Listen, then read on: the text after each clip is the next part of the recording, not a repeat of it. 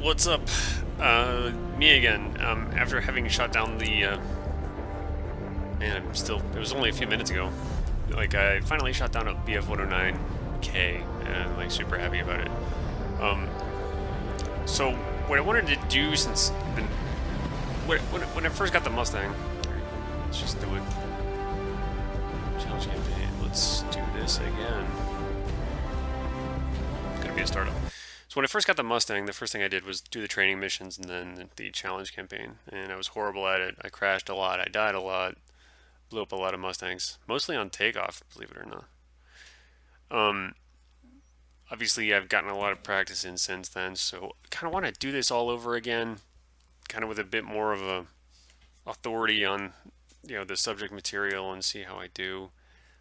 So, um, I'll be playing this through and posting the whole campaign on YouTube and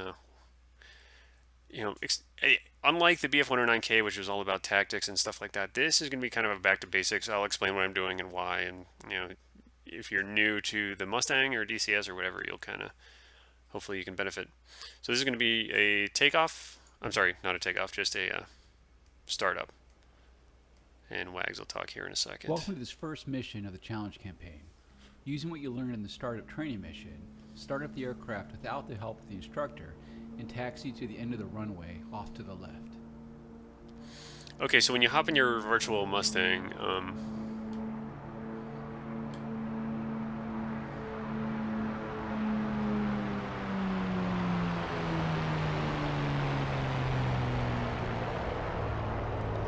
it'll look like this. So just like in a car engine, it needs three things. It needs air, it needs fuel, and it needs spark.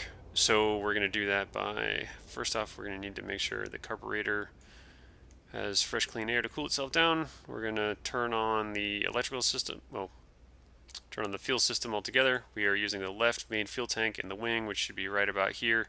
I think that's one of these is the fill hole. I think it's that one. Or is it this one? Yeah, I think that's it. Anyway, we'll get to the mixture here in a second.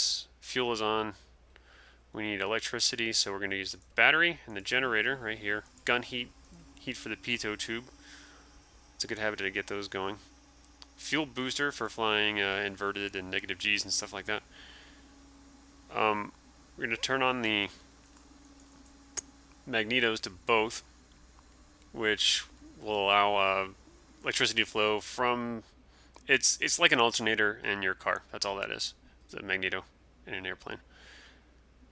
We're going to, sorry, I've done this so many times, I just kind of rushed through it. I'm going to open the starter. Now, here's an interesting point. If you've read the book by Bud Anderson called To Fly and Fight, which I happen to have an autographed copy of, I'm very lucky. He described the startup process as you hold the primer down for a few seconds. While you're holding that down, you flick the starter until it catches, and then you put the mixture into run. Unfortunately, we can't click two things at once in DCS, so we're going to just kind of approximate that by running the primer for a few seconds. What we're going to do is watch the propeller. I'm going to click the starter and hold it until the engine catches, and then really quickly, I'm going to put your engine mixture from idle to run. So you can either click on that or press the M key, which is what I'll be doing. So I'm going to reach across myself for the keyboard. Hit the primer. Press M. Boom. Now we've got a good start. It's also good to have the prop in full high RPM. Oh yeah, and then we got a taxi. So, taxiing the Mustang. Obviously, you taxi using the rudder pedals here and the brakes.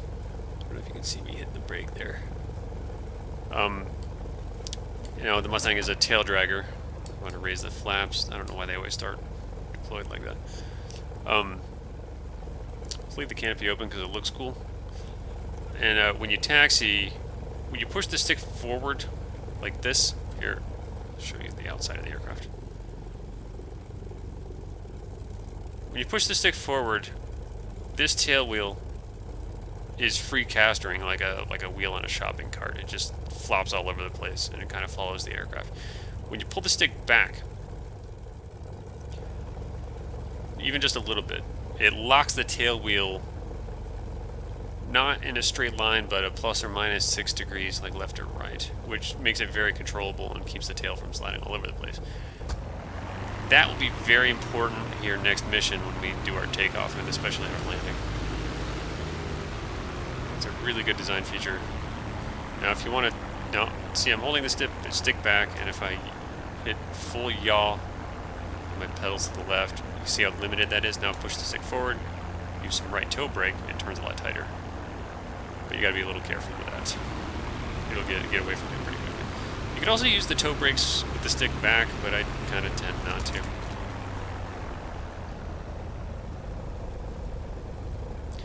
Also, because it's a tail dragger, if you ever have the opportunity to see a tail dragger, either a Mustang or some other aircraft at an air show or at an airport, you'll notice they kind of drive in these S-turns, and that's for visibility, because obviously the nose is in the way, because the nose is pointed up in the air. So what you can do is do these like kind of S-turns.